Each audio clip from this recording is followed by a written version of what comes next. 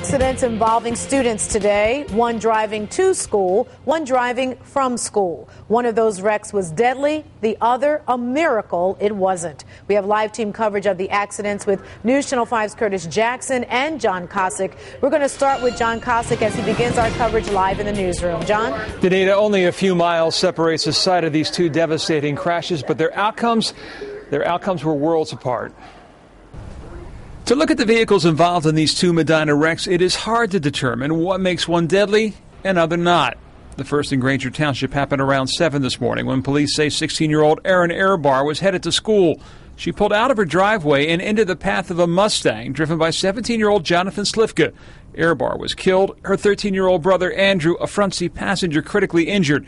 The Medina Post at the State Highway Patrol was investigating the morning crash when they got called around 2:30 here to Columbia Road for another wreck involving a teen heading home from school who made a left in front of a truck. He was pinned against a utility pole for an hour and a half. In that time, his parents arrived on scene. We told the paramedics, hey, if he can show a sign he's okay. We weren't letting the mom and dad get there. We didn't want him to get emotionally even more upset. Once freed, he gave his parents a wave. Lucky would be an understatement. Extremely lucky. If you guys were able to see it, he was wrapped. Look at this car. I mean, you wouldn't.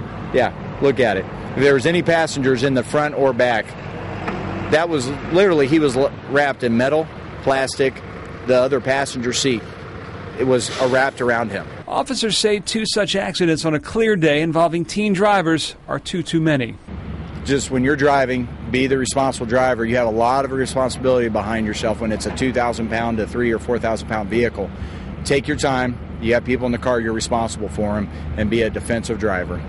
Now, as for the morning fatal accident, state investigators tell me they plan to go out either tomorrow or Friday morning to see around the time of the crash what factor sun glare might have played in that fatal wreck.